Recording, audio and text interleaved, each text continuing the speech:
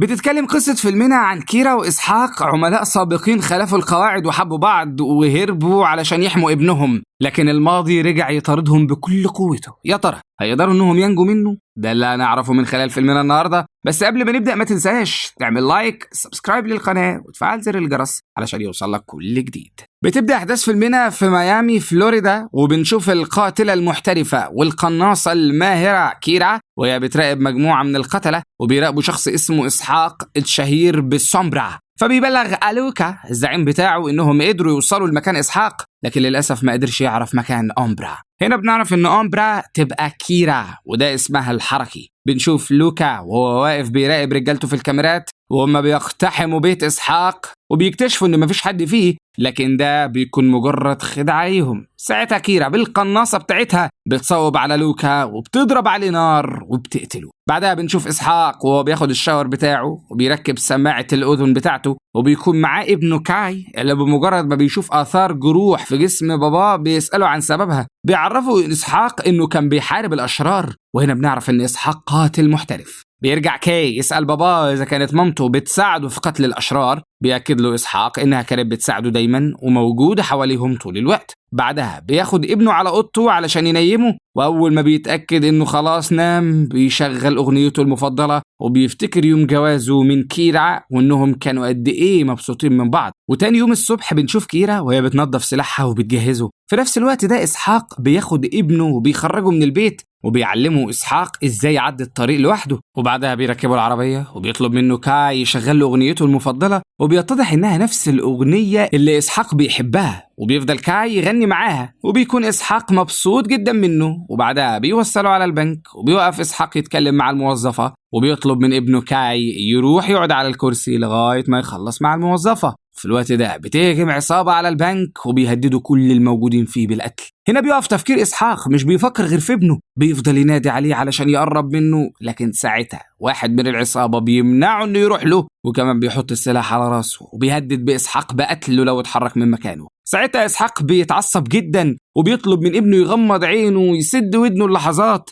وبعدها بنشوف إسحاق بيشيل السماعات من ودنه وفي غمضة عين بيكون خلص على كل أفراد العصابة. بعدها بنشوف إسحاق وهو واقف جنب ابنه وبينادي عليه علشان يفتح عينيه، وأول ما كاي بيفتح عينيه بيلاقي كل أفراد العصابة مرميين على الأرض مقتولين. بيطمنوا باباه وبيعرفوا إنه قضى على الأشرار، وهنا بنلاحظ إن الموظفة صورت كل اللي حصل بتليفونها، ده غير طبعا كاميرات المراقبة الموجودة في المكان. ساعتها إسحاق بيشيله وبياخد ابنه وبيخرج بسرعة من البنك قبل ما توصل الشرطة. وبعدها بتنتقل بينا الكاميرا على المكسيك وبالتحديد في كاريز. بنشوف الأمين العام جاك سندر لمنظمة مجموعة السبع وهو بيعوم في حمام السباحة، وبعدها بيخرج يسمع نشرة الأخبار وبيتصدم لما بيسمع إن المفتش العام أصدر قرار بالتحقيق في كل الأنشطة اللي جاك بيعملها. وبيتذاع لقاء صحفي لجاك وهو خارج من مكتب الاستخبارات الأمريكية وبينكر كل التهم المنسوبة ليه وبيصرح إن أعدائه عايزين يشوهوا سمعته. ساعتها المذيع بيتهم جاك إنه يبقى جاسوس بس شيك شوية على طريقة جيمس بوند.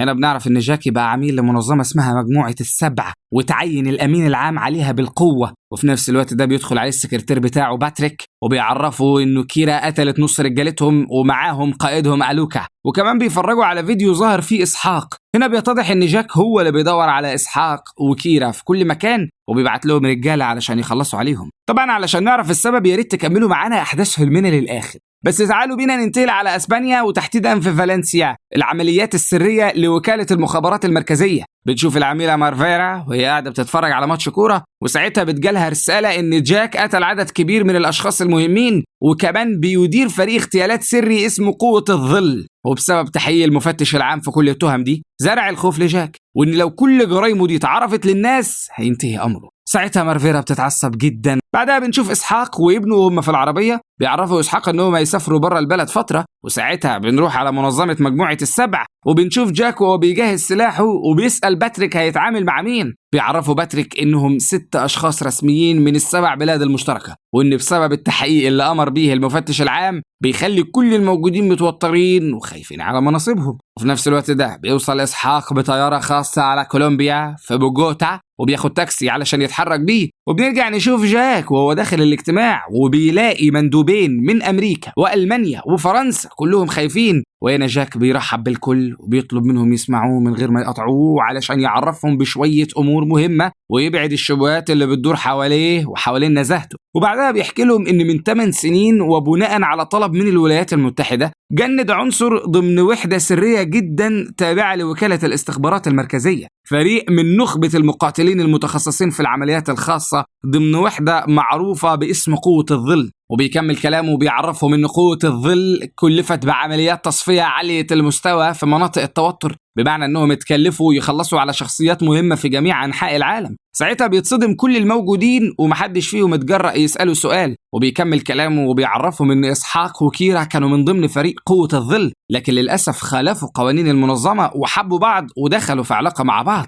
طبعا لما عرف بعلاقتهم حاول يبعدهم عن بعض لكن رفضوا، ولما اكتشفت كيرا انها حامل هربوا مع بعض. وبيأكد لهم ان الاتنين دول مدربين على اعلى مستوى وقتلة محترفين جدا وماهرين جدا جدا، وللأسف بيعرفوا اسرارهم الحساسة في العالم على مدى سنين كتير، اسرار ممكن يستخدموها كوسيلة ابتزاز وانهم لازم يخلصوا منهم في اسرع وقت. ساعتها واحد من الموجودين بيسأله عن خطته وبيطمنوا جاك وبيعرفوا انه هيدور عليهم لغاية ما يمسكهم قبل ما حد يمسكهم وهيخلص عليهم بنفسه. وكمان عرفهم انه حط مكافأة 50 مليون دولار للراس الواحدة علشان يحفز باقي فريق قوة الظل لقتلهم. ومن الناحية التانية بنشوف إسحاق وابنه ماشيين في الغابة وبيدخلوا تحت شجرة معينة وبيتضح إن ده مخبأ إسحاق. ساعتها إسحاق بيأمن المكان وبيطمن ابنه إنه هيكون في أمان لو سمع كلامه ونفذ أوامره. وفي الليل بيقعدوا يتعشوا مع بعض، وأثناء الأكل كاي بيسأل باباه ليه شال السماعات من ودانه في البنك، وبيعترف له إسحاق إن قوته بتزيد لما بيشيل السماعات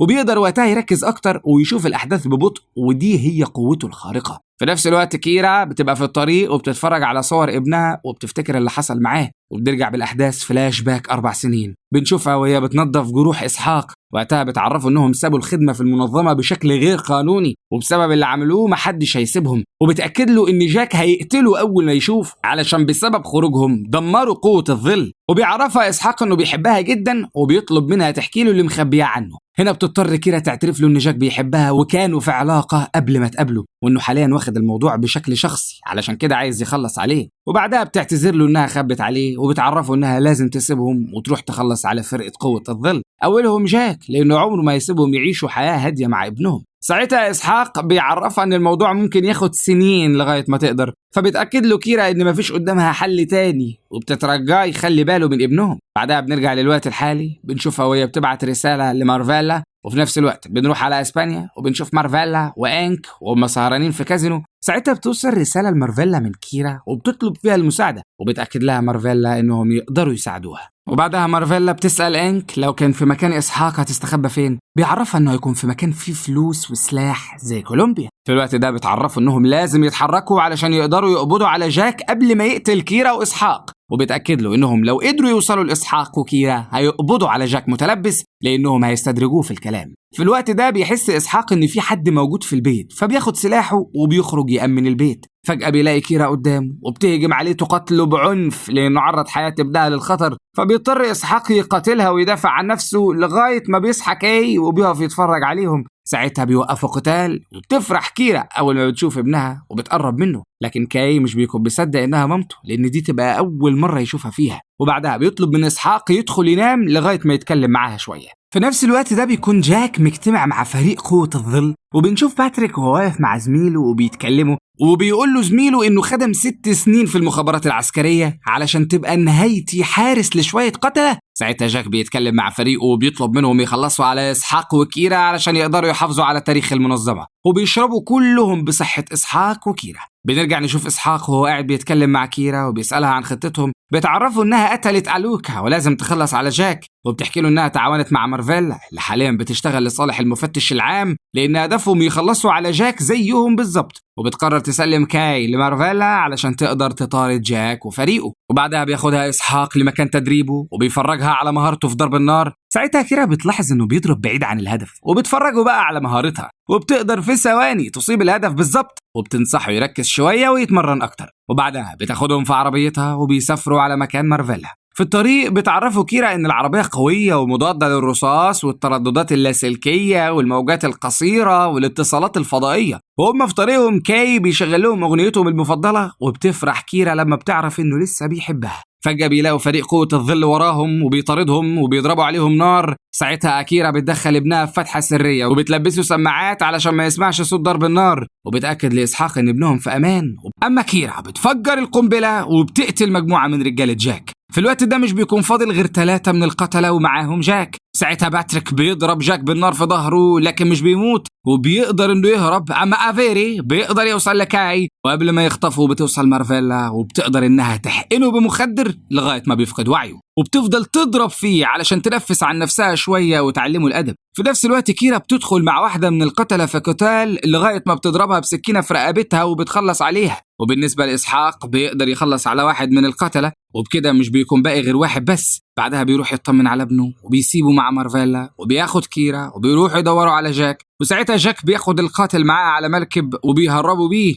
وبيشوفهم إسحاق وكيرا وبيفضلوا يطردوهم لغاية ما بينجح إسحاق إنه يفجر بيهم المركب وبيفتكر إنهم ماتوا، لكن بيسمعوا صوت ضرب نار قريب منهم فبيتحركوا بسرعة على مكان الصوت، وبيكون جاك غرقان في دمه. أما إسحاق بيطارد القاتل وبيدخل في قتال قوي معاه جدا، وبتقدر كيرا إنها توصل لجاك وبتدخل معاه في قتال شرس. بنرجع لإسحاق وهو بيشيل السماعة من ودانه علشان يقدر يركز أكتر، وفعلا بينجح إنه يخلص على القاتل الأخير. وبسرعة بيروح على كيرا وبيتصدم لما بيلاقي جاك ماسكها كرهينة وبيهدد بقتلها. ساعتها كيرا بتشغل أغنيته المفضلة وبتبصله بطريقة معينة، فبيفهم إسحاق نظرتها وبيضرب جاك بالنار في عينه، وكيرا بتضربه كمان بالنار في بطنه، وبيفضلوا يضربوه بالنار لغاية ما بيخربوا جسمه كله، وبيقع في حمام السباحة ميت أخيرا. بعد ما بتعدي 6 شهور بنشوف كيرا وهي بتحتفل بعيد ميلاد ابنها، وبتكلم مارفيلا، وبنعرف من خلال كلامهم إن افيري اتسجن، وبتعرض عليها مارفيلا ترجع تشتغل من تاني، لكن كيرا بترفض وبتعرفها إنها محتاجة تعيش في هدوء.